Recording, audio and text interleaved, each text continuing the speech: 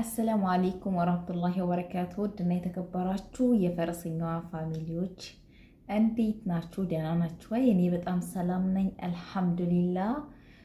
በያላችሁበት ሰላም ይብዛላችሁ እያልኩኝ እንግዲህ እንደተለመደው ዛሬም እኔ ወደ እናንተ አንድ ነገር ይዤላችሁ መጥቻለሁ። እኔ ምንም ቢሆን እናንተ እኔን አምናችሁ ወይም ደግሞ የኔ የምነግራችሁን ነገር እውነት ነው ብላችሁ አምናችሁበት ጥያቄ ከጠየቃችሁኝ ለጥያቄያችሁ ደግሞ እኔ ያመንኩበትንና እውነተኛን ያልኩትን እውነት ነገር ነግራችኋለሁ ማለት ነው።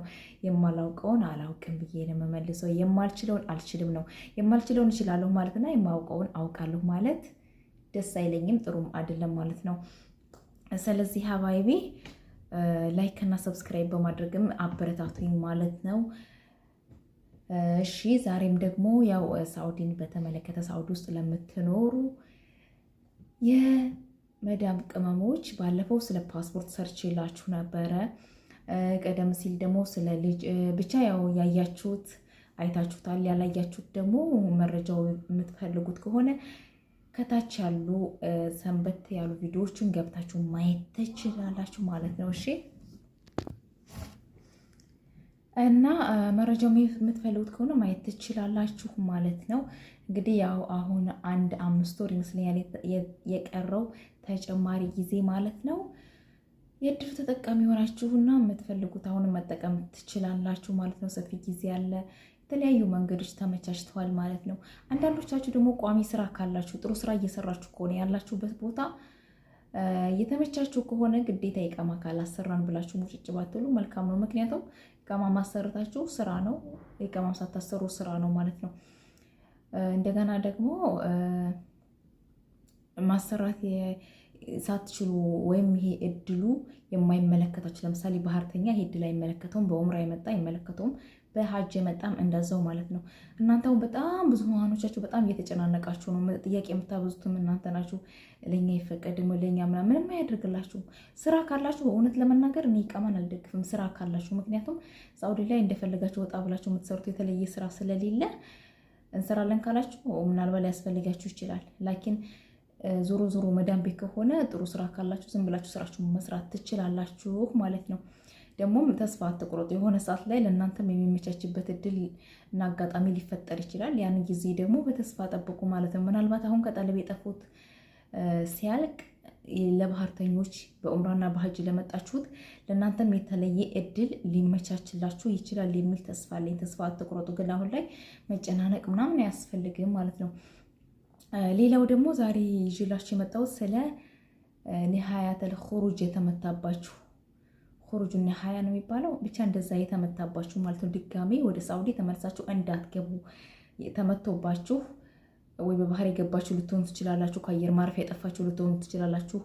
በተለያየ መንገድ ብቻ ያው ሳውዲ ላይ ያላችሁ ግን ኒሃያተል ኹሩጅ ተመቶባችሁ ማለት ነው። በሰው ይሰራል ብለው የሚያወሩ አሉ፣ ወይ ደግሞ ኒሃያተል ኹሩጅ ይነሳል የሚሉ አሉ ምናምን ነገር ግን አይነሳም፣ ውሸት ነው።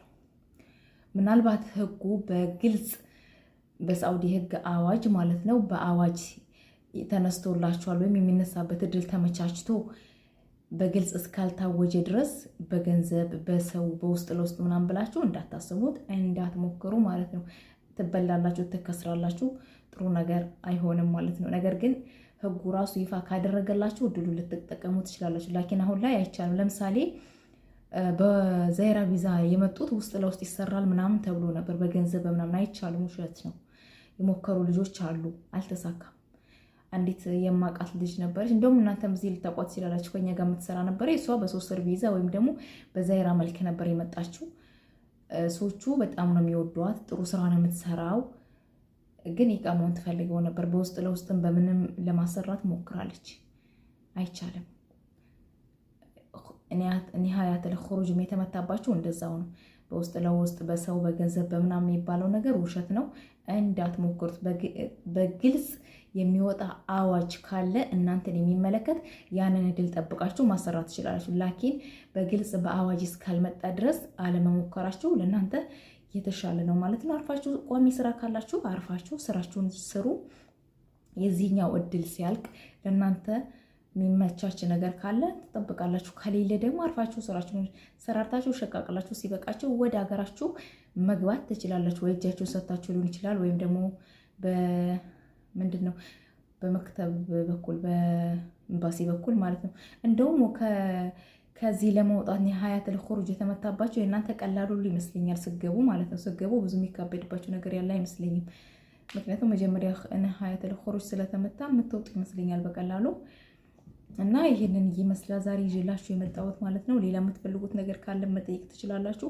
የማውቀውን እነግራችኋለሁ፣ የማላውቀውን ደግሞ አላውቅም እላችኋለሁ ማለት ነው። ካላወቅኩም ነው፣ ካወቅኩ ደግሞ እነግራችኋለሁ ማለት ነው። እና ላይክ እና ሰብስክራይብ እያደረጋችሁ ደግሞ አበረታቱኝ እላችኋለሁ ሀባይቢ። ስለዚህ ለዛሬ ይዤላችሁ የመጣሁት ይሄ ነው። በሌላ ቪዲዮ እስከምንገናኝ ድረስ ለዛሬ እዚህ ጋር ይበቃኛል ማለት ነው። እና እጅግ አድርጌ ነው የማመሰግነው ለምትሰጡኝ ማስተያየት። ሌላም ጥያቄ